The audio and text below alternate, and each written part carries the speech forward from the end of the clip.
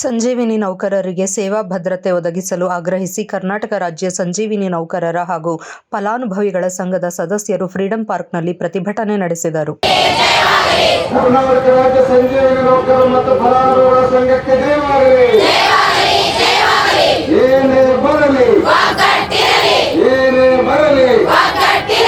ಬಿಟ್ಟಿ ಚಾಕರಿ ತೊಲಗಿಸಿ ಸಂಜೀವಿನಿ ನೌಕರರನ್ನು ಬಿಟ್ಟಿ ದುಡಿಸಿಕೊಳ್ಳುವ ಸರ್ಕಾರಗಳಿಗೆ ಧಿಕ್ಕಾರ. ಸಂಜೀವಿನಿ ನೌಕರರನ್ನು ಬಿಟ್ಟಿ ಚಾಕರಿಯಲ್ಲಿ ತೊಡಗಿಸಿರುವ ಕೇಂದ್ರ ಮತ್ತು ರಾಜ್ಯ ಸರ್ಕಾರಗಳಿಗೆ ಧಿಕ್ಕಾರ. ಸಂಜೀವಿನಿ ನೌಕರರನ್ನು ಬಿಟ್ಟಿ ಚಾಕರಿಯಿಂದ ಬಿಡುಗಡೆ ಮಾಡಿ ಸಂಜೀವಿನಿ ನೌಕರರಿಗೆ ಸಮಾನ ವೇತನ ಒದಗಿಸಿ. ಕಳೆದ ಹಲವಾರು ವರ್ಷಗಳಿಂದ ಗ್ರಾಮ ಪಂಚಾಯಿತಿ ವಾರ್ಡ್ ಮಟ್ಟಗಳಲ್ಲಿ ಕೇಂದ್ರ ಹಾಗೂ ರಾಜ್ಯ ಸರ್ಕಾರಗಳ ಮಹಿಳಾ ಸಬಲೀಕರಣದ ಸಂಜೀವಿನಿ ಯೋಜನೆಯ ಜಾರಿಗಾಗಿ ಸಂಜೀವಿನಿ ನೌಕರರು ಕಾರ್ಯನಿರ್ವಹಿಸುತ್ತಿದ್ದಾರೆ. ಪುಸ್ತಕ ಬರಹಗಾರರು, ಸಂಪನ್ಮೂಲ ವ್ಯಕ್ತಿ ಸಹಾಯಕರು, ಕೃಷಿ ಸಖಿ, ಪಶು ಸಖಿ, ಕೃಷಿ ಉದ್ಯೋಗ ಸಖಿ, ಬ್ಯಾಂಕ್ ಸಖಿ, FLCRP ಕಾರ್ಯಕರ್ತರಾಗಿ ಸೇವೆ ಸಲ್ಲಿಸುತ್ತಿದ್ದಾರೆ.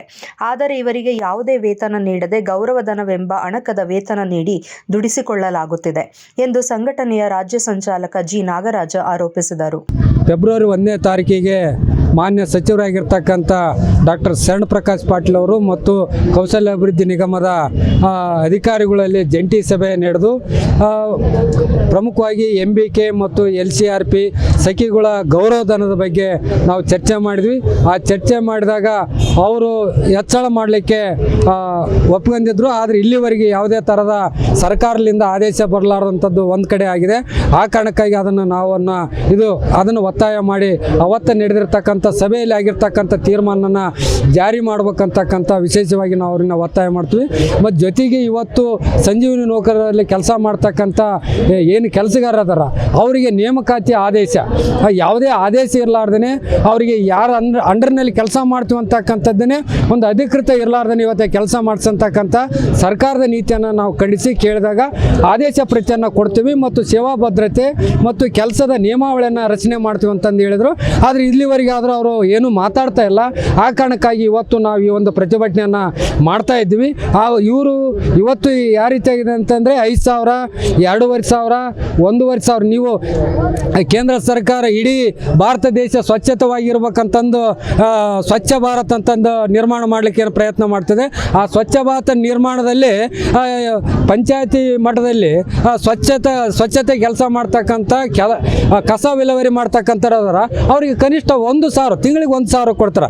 ಅಂದರೆ ದೇಶದ ಸ್ವಚ್ಛತೆಯನ್ನು ಕಾಪಾಡ್ಬೇಕಂತಂದೇಳಿ ದೊಡ್ಡ ಪ್ರಚಾರ ಮಾಡ್ತಕ್ಕಂಥ ಸಂದರ್ಭದಲ್ಲಿ ಅದು ಸ್ವಚ್ಛತೆಗೆ ಕೆಲಸ ಮಾಡ್ತಕ್ಕಂಥವ್ರಿಗೆ 1,000 ರೂಪಾಯಿ ಅಂದರೆ ಕನಿಷ್ಠ ಇವತ್ತು ಗೌರವಧನ ಕೂಲಿಯನ್ನು ಸಹ ಬೀಳಾರಂಥ ಒಂದು ಪರಿಸ್ಥಿತಿಯಲ್ಲಿ ಇವತ್ತು ನಾವು MBKಗಳಿಗೆ 15,000 ಮತ್ತು LCRPಗಳಿಗೆ 13,000, ಸಖಿಗಳಿಗೆ ಮತ್ತು ಸ್ವಚ್ಛತೆ ಕೆಲಸ ಮಾಡೋರಿಗೆ ಕನಿಷ್ಠ 10,000ಕ್ಕಿಂತ ಮೇಲ್ಪಟ್ಟು ಇವತ್ತು ನಾವು ಕೊಡ್ಬೇಕಂತಂದು ನಾವು ಕೇಳ್ತಾ ಇದ್ವಿ. ಆ ಕಾರಣಕ್ಕಾಗಿ ಇವತ್ತು ಸರ್ಕಾರ ಮತ್ತು ಎರಡು ಸರ್ಕಾರದ ಮಧ್ಯದಲ್ಲಿ ನೀಡ್ತಕ್ಕಂಥ ಸ್ಕೀಮು ಕೇಂದ್ರ ಸರ್ಕಾರ 60% ಮತ್ತು ರಾಜ್ಯ ಸರ್ಕಾರ 40% ಇವತ್ತು ಇದರ ಮಧ್ಯದಲ್ಲಿ ಇವತ್ತು ಕೆಲಸ ಮಾಡ್ತಾರೆ. ಎರಡೂ ಸರ್ಕಾರಗಳು ಈ ಒಂದು ಸಂಜೀವಿನಿ ನೌಕರರ ಬಗ್ಗೆ ಕಾಳಜಿ ವಹಿಸಿ ಈ ಒಂದು ವೇತನನ ಹೆಚ್ಚಳ ಮಾಡಬೇಕು ಅಂತಕ್ಕಂಥದ್ದನ್ನು ಒತ್ತಾಯ ಮಾಡಲಿಕ್ಕೆ ಇವತ್ತು ಧರಣಿಯನ್ನು ಮಾಡ್ತಾ ಇದ್ವಿ. ನಮ್ಮಿಂದ ಬಿಟ್ಟಿ ಚಾಕರಿ ಮಾಡಿಸಿಕೊಳ್ಳಲಾಗುತ್ತಿದೆ. ಕಡಿಮೆ ವೇತನ ನೀಡುತ್ತಿದ್ದು ಘನತೆಯ ಬದುಕು ಇಲ್ಲದಂತಾಗಿದೆ. ಬಿಟ್ಟಿ ಚಾಕರಿ ತೊಲಗಿಸಿ ಸಮಾನ ಕೆಲಸಕ್ಕೆ ಸಮಾನ ವೇತನ ಒದಗಿಸಬೇಕು ಹಾಗೂ ನಮ್ಮ ಮೇಲೆ ನಡೆಯುತ್ತಿರುವ ದೌರ್ಜನ್ಯ ನಿಲ್ಲಬೇಕು ಎಂದು ಸಂಜೀವಿನಿ ನೌಕರರು ಆಕ್ರೋಶ ಹೊರಹಾಕಿದರು. ಮಹಿಳೆಯರನ್ನು ಸಬಲೀಕರಣ ಮಾಡಬೇಕು ಅಂತಂದು ಹೇಳ್ತಾ ಇದ್ದಾರೆ. ನಾವೇ ಸಬಲೀಕರಣ ಇಲ್ಲ, ನಮಗೆ ಯಾವುದೇ ಥರ ಬೆಂಬಲನೂ ಇಲ್ಲ. ಬರೀ ಭದ್ರತೆ ಕೊಡ್ಬೇಕು. ನಮಗೆ ಭದ್ರತೆ ಇಲ್ಲದೆ ನಮಗೆ ಹೊರಗೆ ಹೋಗಕ್ಕೆ ಆಗೋಲ್ದಾಗ್ಯತಿ. ಹೊಳ್ಳಿ ಸರಿಯಾಗಿ ನಮಗೆ ಪೇಮೆಂಟು ಕೊಡುವಲ್ದಾಗ್ಯತಿ. ಮತ್ತು ಹೊಳ್ಳಿ ನಮಗೆ ಯಾವ ಆಫೀಸ್ನವರು ಹೋದ್ರು ನಮಗೆ ಏನು ಹೇಳ್ತಾ ಇದ್ದಾರೆ, ನೀವು ಯಾರು, ನೀವೇನು, ಬರೀ ಕೀಳು ಭಾವನೆಯಿಂದ ನಮ್ಮನ್ನು ನೋಡ್ತಾ ಇದ್ದಾರೆ. ನಮ್ಮಿಂದ ಕೆಲಸ ತಗೋತಾರೆ, ಆದರೆ ನಮಗೆ ಸರಿಯಾದ ಸಂಬಳ ಕೊಡೋಂಗಿಲ್ಲ. ಬರೀ ನಮ್ಮನ್ನು ಕೀಳು ಭಾವನೆಯಿಂದ ನೋಡ್ಕೋತಾ ಬರತ್ತಾರೆ. ನಮಗೊಂದು ಭದ್ರತೆ ಕೊಡಬೇಕಂತಂದು ದಯವಿಟ್ಟು ನಾವು ಎಲ್ಲರಲ್ಲಿ ಮನವಿ ಕೊಡೋಕೆ ಬಂದಿದ್ದೇವೆ. ನಮಗೆ ಬೆದರಿಕೆ ಇದೆ ಆಲ್ರೆಡಿ. ನೀವು ಆ ಘೋಷಣೆಗೆ ಹೋದರೆ ನಿಮಗೆ ತೆಗಿತೇವೆ, ಈ ಘೋಷಣೆಗೆ ಹೋದ್ರೆ ನಿಮ್ಮನ್ನು ತೆಗಿತೇವೆ, ನೀವು ಸಂಘಕ್ಕೆ ಹೋರಾಟಕ್ಕೆ ಹೋಗಂಗಿಲ್ಲ, ನೀವು ಯೂನಿಯನ್ ಕಟ್ಟಂಗಿಲ್ಲ ಅಂತ ನಾವು ಜಿಲ್ಲಾದಲ್ಲಿ ಹೋರಾಟ ಮಾಡಿದ್ವಿ. ಜಿಲ್ಲಾದಲ್ಲಿ ಹೋರಾಟ ಮಾಡಿದ್ರು ನಮಗೆ ಯಾವುದೇ ಥರ ಸ್ಪಂದಿಸಲಿಲ್ಲ. ಅವರು ನಿಮಗೆ ಕೊಡ್ತೇವೆ ಅಂತಂದ್ರೆ ನಮಗೆ ಬೆದರಿಕೆ ಹಾಕಿದ್ರು.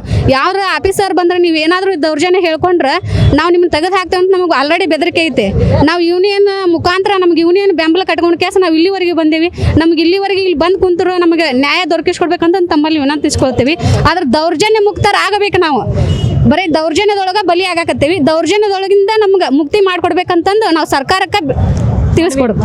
ನಮಗೆ ತಿಂಗಳ ಬರೀ 5,000 ಗೌರವಧನ ಮಾತ್ರ ಕೊಡ್ತಾ ಇದ್ದಾರೆ. LCRPಗೆ 2,500 ಕೊಡ್ತಾ ಇದ್ದಾರೆ.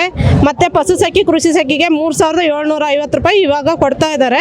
ಅದು ನಮಗೆ ದಿನ ದಿನ ದಿನ ದಿನ ನಾವು ಫೀಲ್ಡಿಗೆ ಹೋಗ್ಬೇಕಾಗುತ್ತೆ.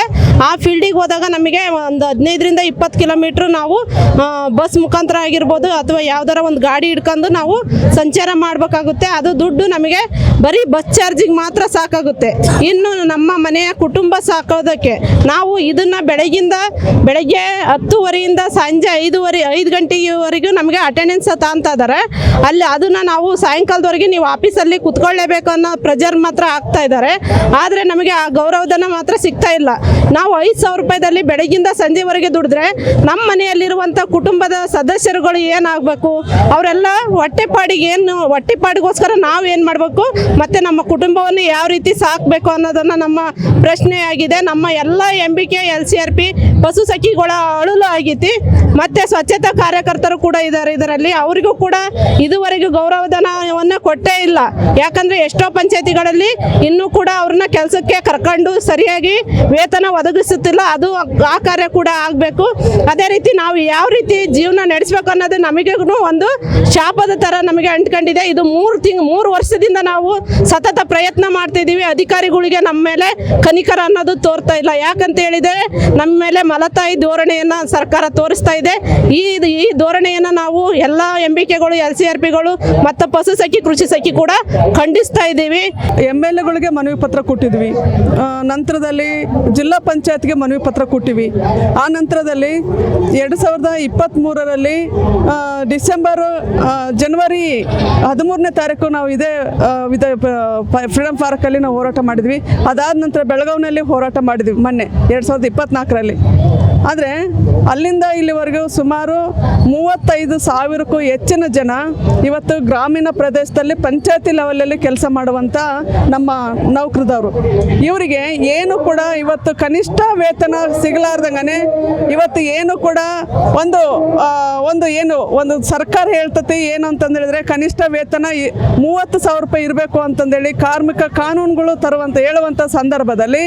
ಆದರೆ ಇವತ್ತು ಗ್ರಾಮ ಪಂಚಾಯತಿ ಒಳಗಡೆ ನಮ್ಮನ್ನು ದುಡಿಸ್ಕೊಳ್ತಕ್ಕಂಥ ಎಷ್ಟಪ್ಪ ಅಂತಂದೇಳಿದ್ರೆ 2,500ದಿಂದ 5,000 4,500 ಅಷ್ಟೇ ಅವರು ಕೊಟ್ಟು ದುಡಿಸ್ಕೊಳ್ತಕ್ಕಂಥ, ಅಂದರೆ ತುಂಬಾ ಅನ್ಯಾಯ ಮಾಡ್ತಕ್ಕಂಥದ್ದನ್ನು ನಾವು ನೋಡ್ತಾ ಇದ್ದೀವಿ. ನಾವು ಸಂಘಟನೆ ಆಲೋಚನೆ ಮಾಡ್ತಾ ಇದ್ದೀವಿ. ಮುಂದಿನ ದಿನಗಳಲ್ಲಿ ನಾವು ಮಾನವ ಆಯೋಗಕ್ಕೆ ಹೋಗಬೇಕು ಅಂತಂದೇಳಿ ಒಂದು ಆಲೋಚನೆ ಮಾಡ್ತಾ ಇದ್ದೀವಿ. ಮಹಿಳಾ ಆಯೋಗಕ್ಕೆ ಹೋಗಬೇಕು ಅಂತಂದೇಳಿ ಆಲೋಚನೆ ಮಾಡ್ತಾ ಇದ್ದೀವಿ. ನಾವು ಇದನ್ನು ಸರ್ಕಾರದ ಮೇಲೆ ನಾವು ಕೇಸ್ ಹಾಕಿ ನಾವು ಮಹಿಳೆಯರ ಪರವಾಗಿ ನಿಲ್ಲಬೇಕು. ನಮ್ಮ ಪರವಾಗಿ ನಾವು ಕೇಸ್ ಇದೇನು ಸಮಾನ ಕೆಲಸಕ್ಕೆ ಸಮಾನ ವೇತನ ಅಂತ ಹೇಳಿ ಕಾರ್ಮಿಕ ಇಲಾಖೆ ಹೇಳ್ತದೆ.